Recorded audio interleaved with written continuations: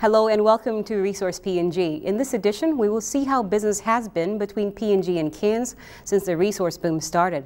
We will also have a talk about tax practice in PNG and speak with the chairman of Gaydon's Lawyers, Mr. Ian Clark, about how he sees PNG's performance so far in relation to the mining and petroleum sector.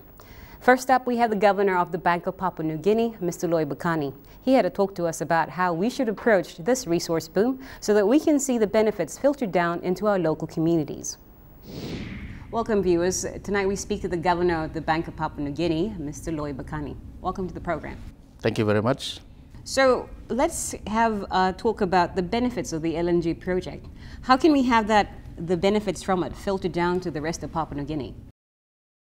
Thank you. This question is a big question, a very challenging one for both government policymakers.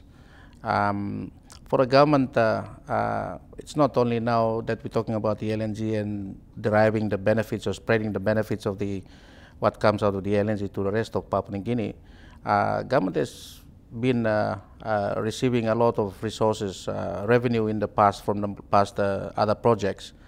And the question of how it effectively and equally distribute that benefits of those projects down to the rest of Papua New Guinea has been a notable one. It has not been effective.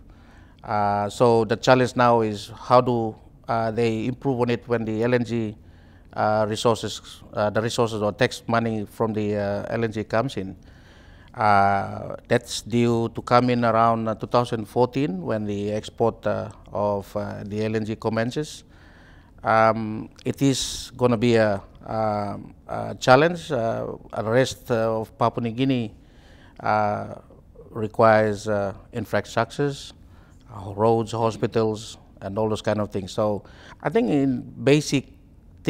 very basic thing is that Papua New Guinea government should be looking at improving those, getting the money from the resource sector and making sure people in the rural areas have access to roads, schools, hospitals or clinics. And that's the very basic fundamental role of government. In the area of, once those infrastructures are in place, people can then take up the opportunities of creating business, empowering themselves to create wealth for themselves.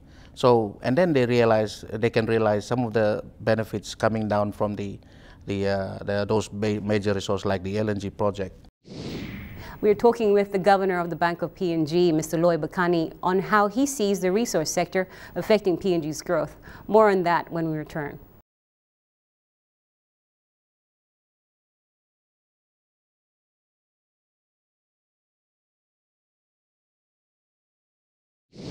Good to have your company. With the PNG LNG project, experts have predicted that the kina will become stronger against other currencies. That is why the Sovereign Wealth Fund was created. Here is the governor of the Bank of PNG, Mr. Loy Bakani, who explains how it all works. With the LNG project, there's also that concept that once this starts, that will make the PNG kina become a lot stronger. Are you able to tell us what that would do? Yes, we have experienced that since construction of the LNG project commenced, where we saw the kina appreciating, meaning getting stronger mainly against the US dollar and other currencies, but not really against the Australian dollar. Now, against the US dollar, we see a lot of foreign exchange coming in, and much of that is to pay for contractors, for materials, domestic materials, and in fact also pay workers here in Papua New Guinea. So both the project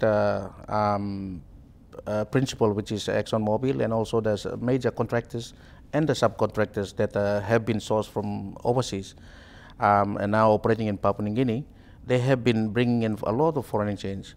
That's number one. Number two is that because of the high commodity price that we had, in terms of the exporters have been bringing a lot of foreign exchange into Papua New Guinea. So that has been the major cause of the appreciation of the kina. Kina has been very strong. On one hand, it's good in terms of like inflation, bringing down inflation, because it should make those imported things that we import from overseas, they become cheaper. We see in the shops prices have not, especially prices of those imported items have not gone down, so that depends on other things also. Okay. The wholesalers, retailers in Papua New Guinea, if they are importing everything and without any local cost here like transportation, or which we know are very high, then the cheaper prices of those goods that they buy overseas do not translate into prices on the shelf. So they will keep the prices still high because of the higher local cost. So that's on one hand, it should reduce prices in Papua New Guinea. On the other hand, for those exporters that are exporting and bringing in foreign exchange coming in, it will adversely affect them, because in kina terms, they will get less kina now in terms of those export receipts. So that is to some extent been, that effect has been offset by the high prices. But to date, because we are communicating with the export sector all the time, and the exporters are now telling us, look, I think the kina's strengthening is affecting us already. So that's why recently, as late as recently, we've we've been very actively managing the kina, or supporting the kina to make it very stable. So it's been very stable for a few months now. We don't want it to appreciate too fast, too soon, because then it will adversely affect those exporters in a big way. So we're managing it, allowing it to move gradually, either up or down. But the concerns are we're very much looking at how it affects the real sector, which is the exporters on the side, the importers and all that. And of course, tourists and the people traveling, because the exchange rate is a very effective tool that affects the level of both in kina terms and foreign exchange if they are moving out of Papua New Guinea. So it seems that if the kina rate changes, then you'd actually see it in our shops, but in turn it will actually affect our agricultural economy, especially if they're exporting things overseas. They've created the Sovereign Wealth Fund, or that concept of the Sovereign Wealth Fund has come into play to actually help to assist with the kina appreciation of the kina value. How does that work? Because in layman's terms, we're trying to figure out where exactly is the Sovereign Wealth Fund, what does it look like? To the average person, how do we explain that? Thank you. It's the Sovereign Wealth Fund, just to give an update where it is now, a committee that has been tasked by the government to work on it, we are putting together an implementation team that comprises both ourselves from the bank, Treasury, Planning, Justice and Attorney General. So there is a team now been put together to really work on implementation of the building up that fund. It's just like it'll be an entity, but it has a role that when those monies coming from both dividends and tax from the LNG, they go into this fund, and from there, as and when it's required by government to be drawn down, it goes into the budget and then come to fund certain things. So in a way, what I've just explained is that since the construction, in terms of the effect on the exchange rate, will be minimal, or will be cushion off, because those monies, rather than coming straight into Papua New Guinea, will go into this fund, which will be invested offshore, which will be put into other banks or entities offshore. So they don't have a big impact, because the magnitude of the money that we're talking about is huge. So if this money comes in at one time, you can imagine the kina will go very strong, will appreciate very fast. So that is why one role of the Sovereign Wealth Fund is to leave the money offshore, so it doesn't affect the kina. And then as and when the government needs it to fund certain projects here in Papua New Guinea, then it goes down it's drawn down through the budget. So that's how it will minimize the impact on the exchange rate. So in general, despite the LNG project, the resource sector has had an impact on the economy. As the governor for the Bank of PNG, how would you explain that? Yes, the resource sector has been the major driver for the economic growth that we've seen in Papua New Guinea. Coupled with that, we have also high commodity prices that bring in needed foreign exchange for our exporters. The exporters then create businesses or expand their businesses, and also coming back to the resource sector, mainly the LNG project, the impact it had on Papua New Guinea is quite widespread, and not only in Port Moresby or it's going to Lae, where they are supplying machines to those companies operating up in the highlands and around in the highlands area, all the way down to where the pipeline is going to come. So there is a widespread of benefits already taking place in Papua New Guinea. The added to that is that also private companies in Papua New Guinea have also built up their capacities since they learned about the go ahead of the LNG project back in 2009 and 10. So they are also not like they're putting a lot of reinvesting in their companies again to build up the capacity to be able to take opportunities that arise out of the LNG project or other resource projects.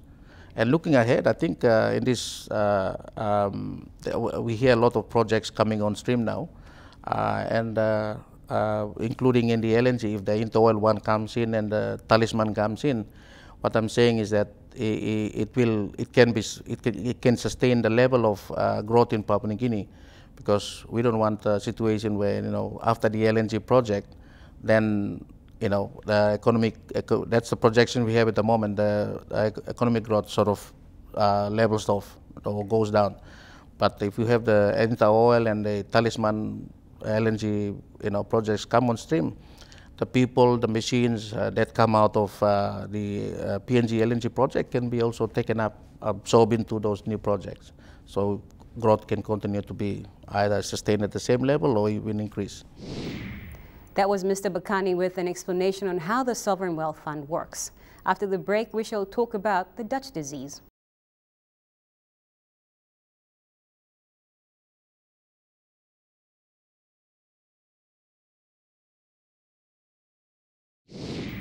With all the wealth that is coming into the country, there is a fear of what economists term the Dutch disease.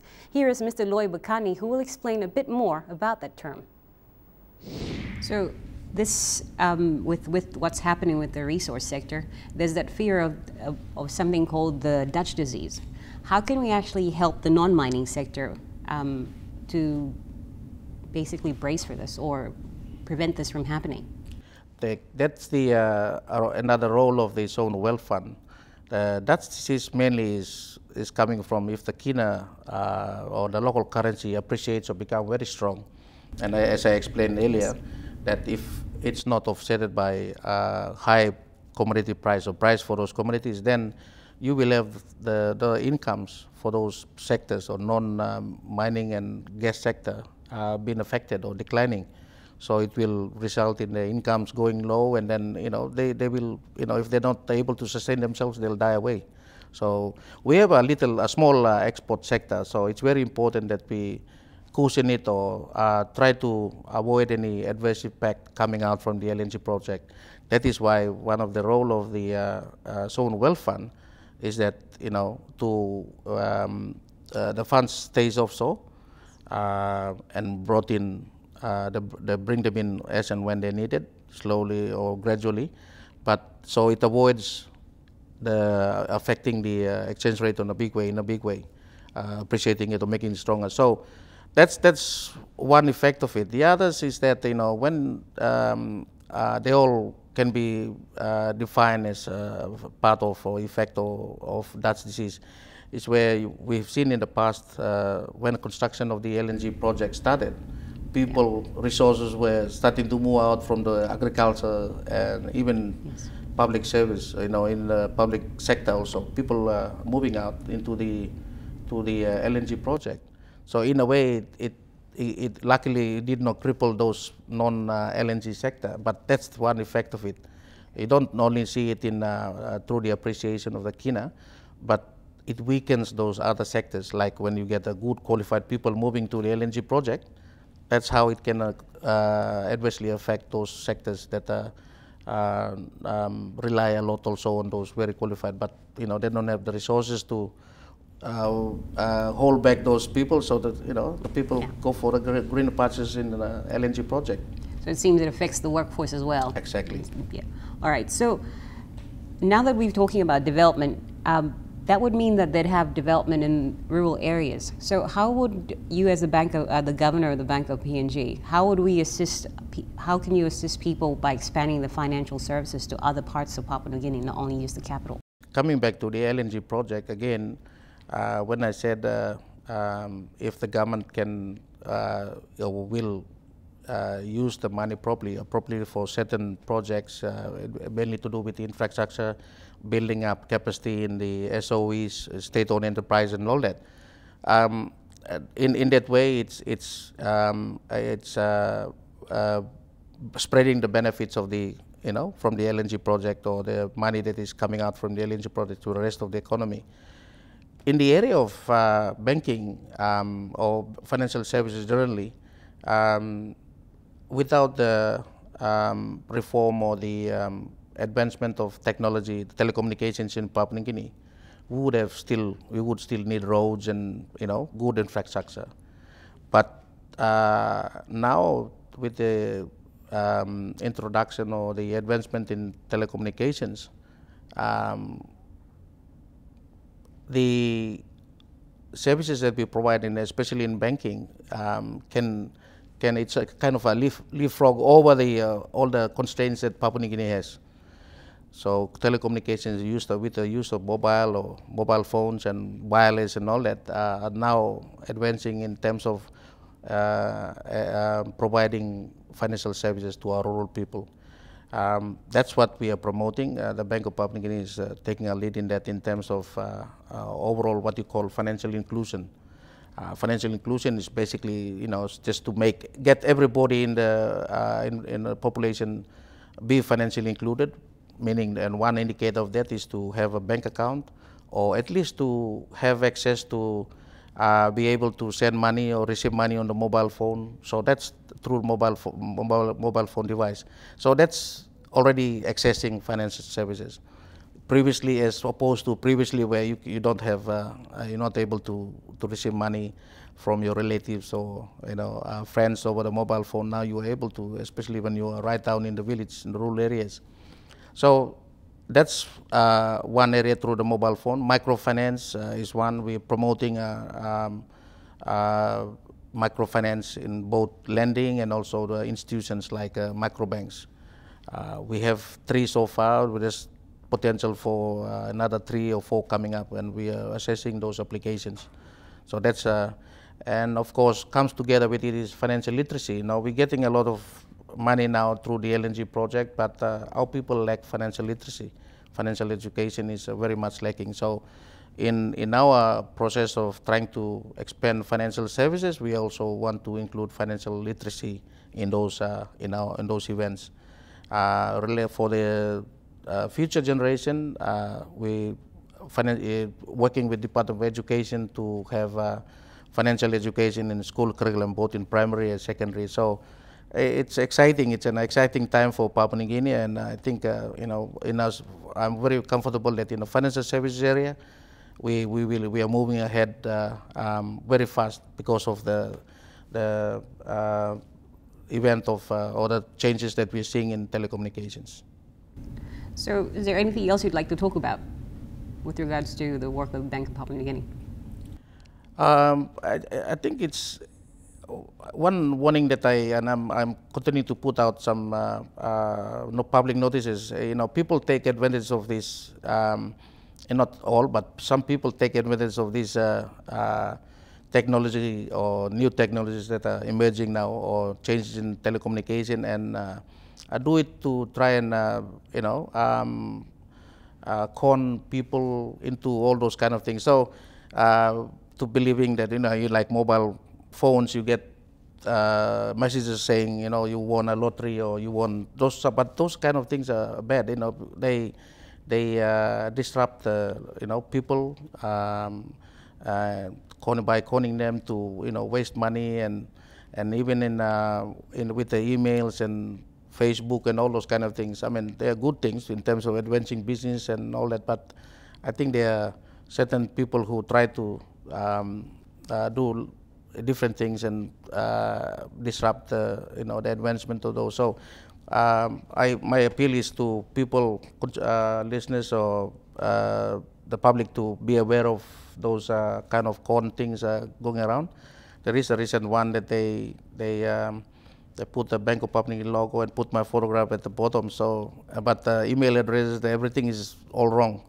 So it's been circulating in emails, and that's why it prompted me to put out some public notices. And so we will continue to fight that. If only we know of the perpetrators, then we will take appropriate action by taking them to courts or police. I think that's my warning to the public. Thank you very much, Mr. Bakani, for giving us an in-depth explanation on the Sovereign Wealth Fund. My pleasure. Don't go away. After the break, we have a chat with the Vice President of the Cairns Chamber of Commerce to see how business has been since the resource boom started. That and more when we return.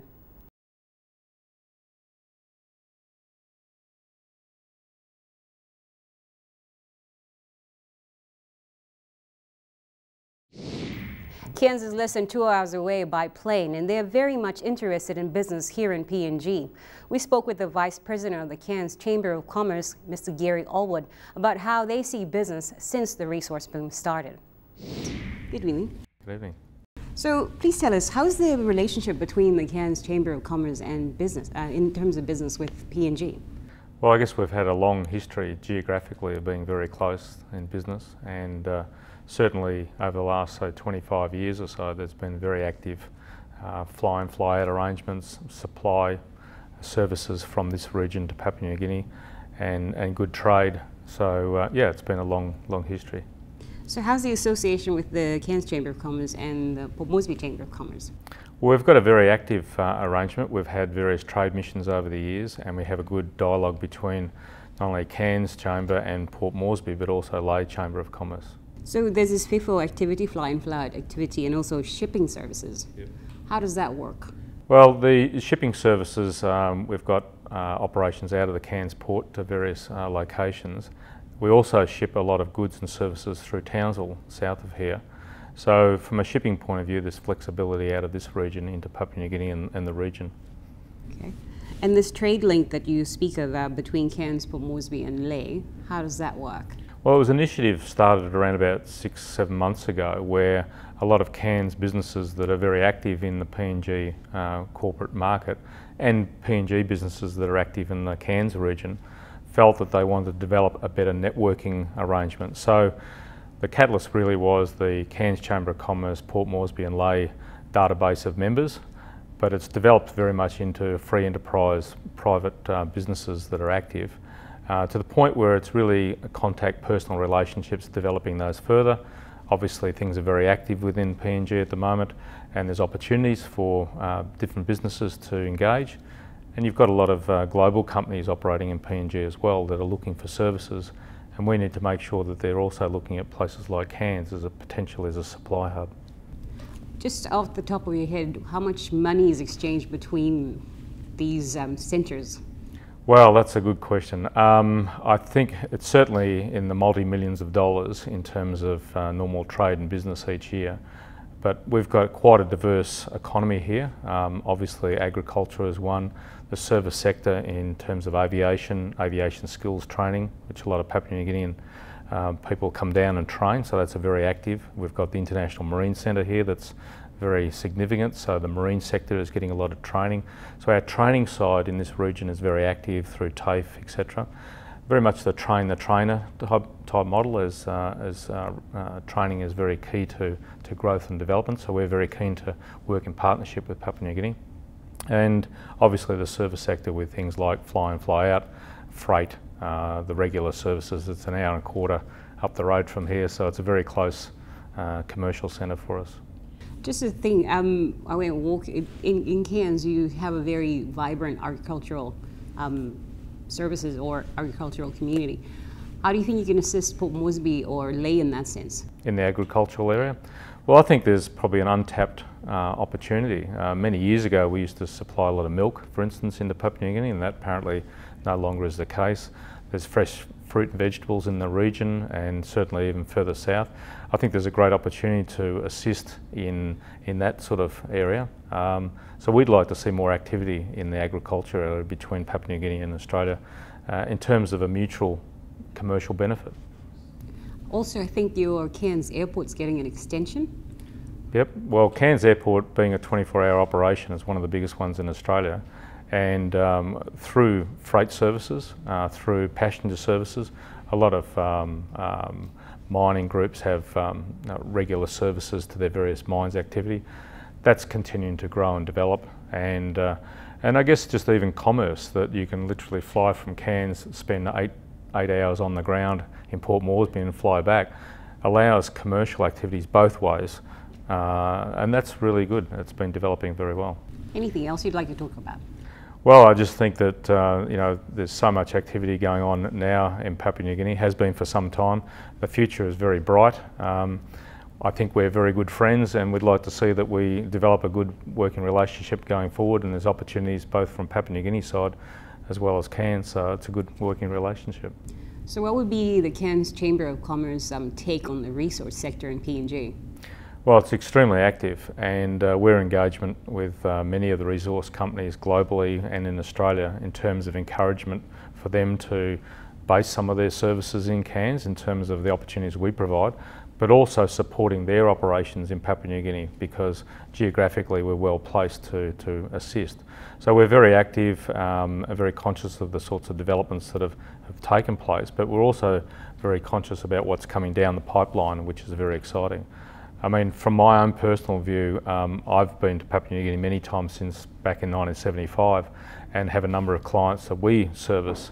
And so besides flying over most of Papua New Guinea, working in various areas, it's an extremely exciting area. And I'll give you another example. Tourism is one area that the Chamber is very conscious about as well. Cairns has got a very active mature tourism market. But Papua New Guinea has an exciting tourism market as well, and what we're trying to do is encourage how we can assist growing Papua New Guinea's tourism market. And we give an example where people may come for a dive experience from North America or Europe. Why not come not only to Cairns for the Barrier Reef, which is iconic, but also go to Papua New Guinea, Solomon Islands. The whole region here has an exciting tourism potential, and I think we can see opportunities of working together in a global village to help each other. So that's just one example. So you say you visited Papua New Guinea. Where exactly did you visit? Well, besides Port Moresby, Lae, Madang, Mount Hagen, Porgera Gold Mine, I've driven the Highlands Highway. Yeah, there's lots of places, and many times, and got a number of people there that are friends and acquaintances that we deal with regularly. So yeah, Papua New Guinea is a fond place. Go there quite regularly for businesses, and yeah, I love going there. Thank you, Mr. Allwood, for coming on our show. You're welcome. That was the Vice President of the Cairns Chamber of Commerce, Mr. Gary Allwood. After the break, we will talk about taxes and tax practice in PNG.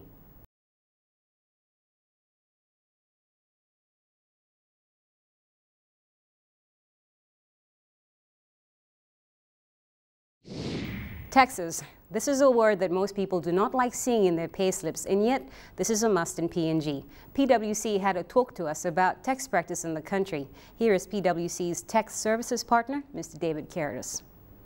Good evening. Good evening. Nice to be here. So, how long have you been in Papua New Guinea? I've been here in PNG for just over 25 years. I came here in 1987 as a tax manager, and I've been in charge of the tax practice at PwC for the last just over 10 years. All right. So give us some of the positive things about the fiscal regime in the tech sector. Well, in the resource sector, there are a number of positives for investors in mining, petroleum and gas projects. For example, in the mining sector, there is a potential double deduction for expenditure incurred on exploration for minerals in Papua New Guinea. In the gas and oil sectors, the tax rate is capped at 30% for oil and gas projects, and there's no dividend withholding tax on dividends paid from income from gas operations or income from petroleum operations. A further incentive is that obviously for such large-scale projects, they need to borrow significant amounts of money from outside PNG. The interest that's paid on that borrowing is not subject to interest withholding tax. So that makes PNG's fiscal regime for resource projects quite competitive on a global scale. So what are the main industries that your tax practice covers? Well, because PNG is a small place, our tax practice, whilst we have a strong client base in the resource sector, we also have a significant client base in some of the other sectors.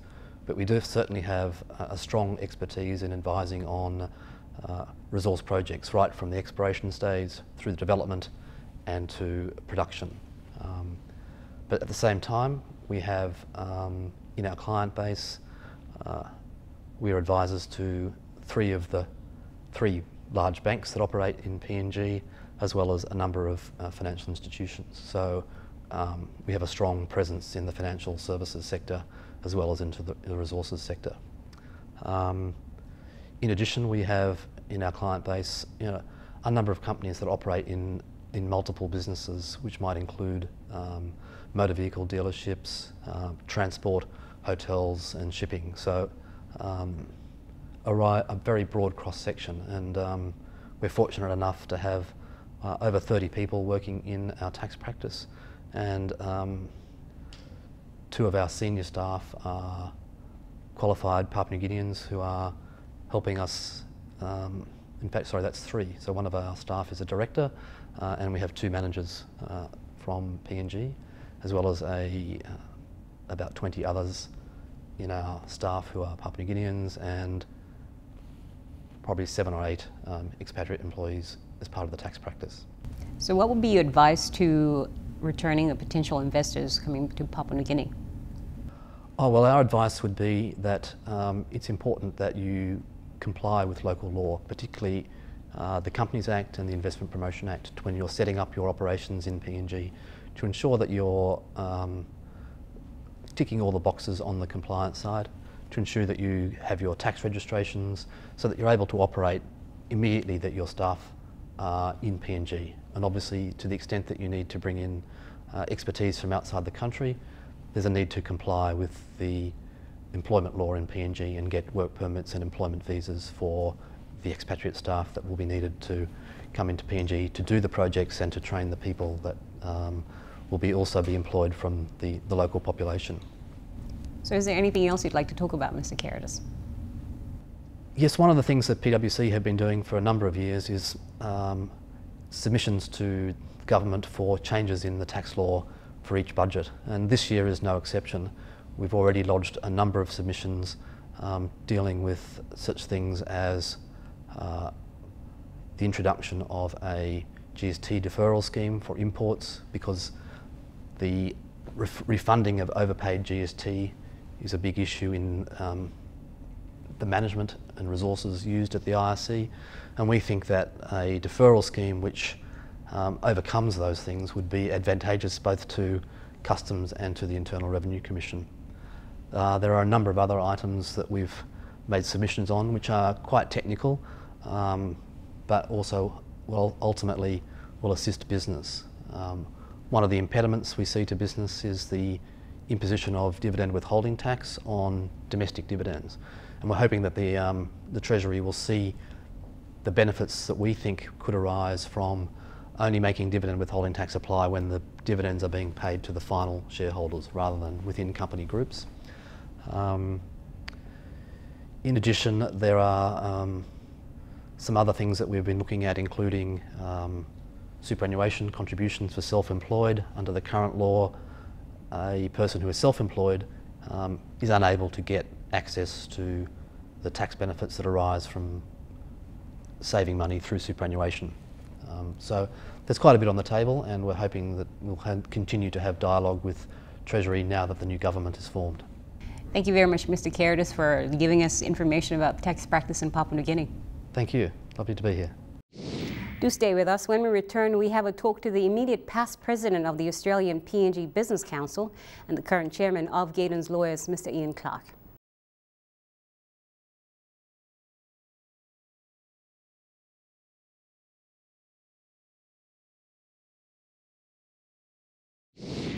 How can PNG take advantage of its current economic situation? The chairman of Gaydon's Lawyers, Mr. Ian Clark, gave us his insight on the matter. Mr. Clark is also the immediate past president of the Australian PNG Business Council. This was an interview I did with him earlier. So what are some of the challenges that the resource boom is going to bring to PNG? I think a better way to look at it is the opportunities. We're in Cairns at the moment. We've been in Cairns at the second gas forum. And there are many projects now that are about to move to a new phase. You've got the PNG LNG Project, you've got the Interoil Project, and there's quite a few in the resource sector. And I think the real challenge now for PNG is to make sure that the social and the economic infrastructure is able to cope with what's going to be an enormous influx of people and goods. So economic infrastructure, I mean power, roads and ports, and much is being done in that regard. And of course social infrastructure, hospitals and health and education. And I think they're the issues that will face PNG shortly. And indeed, we've just had a general election, we're about to have a new government, and much work has been started in those areas by the previous O'Neill government. So I think now we're going to see a wave of not only resource development, but a lot of work with economic and social infrastructure required. So do you think PNG is prepared for this, to absorb this resource boom? I think in a macro sense, yes, it is. There's a lot of thoughts gone into this. The previous government passed the Sovereign Wealth Fund legislation, which of course is not yet enacted. So thought has gone into how PNG is going to absorb and manage these enormous financial changes. The Sovereign Wealth Fund will have a stabilisation fund and also a development fund. So a lot of thinking's been going into that. The previous government has also talked about combining with the private sector in PPPs, public-private partnership, where I think the PNG government is seeing that the private sector can shoulder arms and joint venture with the state to help it deliver some of these services. So a lot of thinking has gone into that. There's a strong independent central bank which has been in place now for some 12 years, a strong public and private sector superannuation. So the financial sector is good, the base legislation's good, so the framework is there, the challenge is coming. All right, just based on what you just talked about, in terms of financial literacy, I think this is a bit with relations to business development. I think that's something that's lacking in Papua New Guinea. As the immediate past president of the Australian PNG Business Council, what do you think we should be looking at in terms of trying to educate our people in terms of financial literacy? Look, I think clearly education is very important. So education for all Papua New Guineans is a must. But Papua New Guineans are wonderful traders. I mean, there is a tremendous level of trade that goes on throughout the country already. I think what we've seen developments with microfinance, and we've seen a number of the banks rolling out electronic banking, which will start to spread financial literacy, and I think that will only increase. So that all will help. But education and opportunities is really what it's all about. So I think financial literacy is probably going to improve significantly as these projects come and as we get the electronic, email, mobile phones for all Papua New Guineans. Suddenly there's an opportunity to get and help increase financial literacy across the country. So what are the changes that are occurring with the PNG Australian business relationship? What do you think you're seeing now? Look, there's a significant change. I first came to PNG in 1980, and at that stage Australian development assistance or aid comprised a fairly significant part of the annual budget. Now it's quite small. I suspect it's only about a third. So the relationship has changed as it needed to, has matured, and I see it more as one of an economic partnership. And right now, the Australian and the PNG governments are renegotiating the Development Cooperation Treaty, which is the main treaty that sets out the aid budget each year. We believe in the private sector, and certainly the Business Council, that needs to be more of a joint venture agreement, an economic cooperation agreement. Australia can bring finance, PNG's got the projects, we should be doing it together. So there's a dramatic change in the relationship which is entirely appropriate. And I think the next Development Cooperation Treaty will look more like an economic cooperation joint venture, as it should. So talking about the economic cooperation joint venture, just a question I'd like to ask you. Recently, the Asian Development Bank gave us stats about how the Australian and PNG businesses are doing. Apparently, there's a little bit of money going in from Australian into Papua New Guinea, but there's a lot coming out and it doesn't go back in. How can we actually keep that money within Papua New Guinea, in your opinion? Well, it depends what the money. If the money's going out of the country but being invested for the benefit of Papua New Guineans, that's not necessarily a bad thing. As long as those funds are available to help build PNG's social and economic infrastructure, I'm not sure it's a bad thing. I think it's very important that PNG have a very strong taxation system.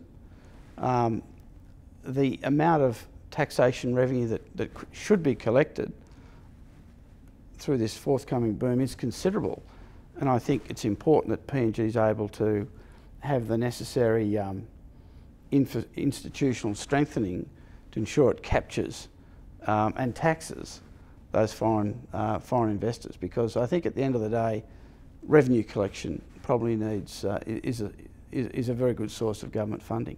Right. Is there anything else you'd like to talk about? There's one burning issue at the moment that business faces, and I think PNG faces too, is people movement. I firmly believe, and I know the business councils believe, that we must make it easier for our countrymen and women to travel between Australia and PNG. It's very important. We've heard at the conference about a lack of skills or skill shortage in PNG for these projects. And yes, there's a growth of tertiary educations, but I really believe we must be easier for Australians and Papua New Guineans to travel between each other's country. And that's a very complicated issue in Australia at the moment, but I think it's one that needs reform, considerable reform. Thank you very much, Ian, for your time. My pleasure.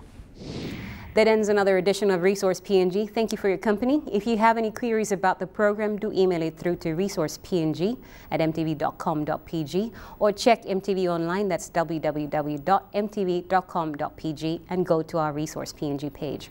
Until next time, have a pleasant week.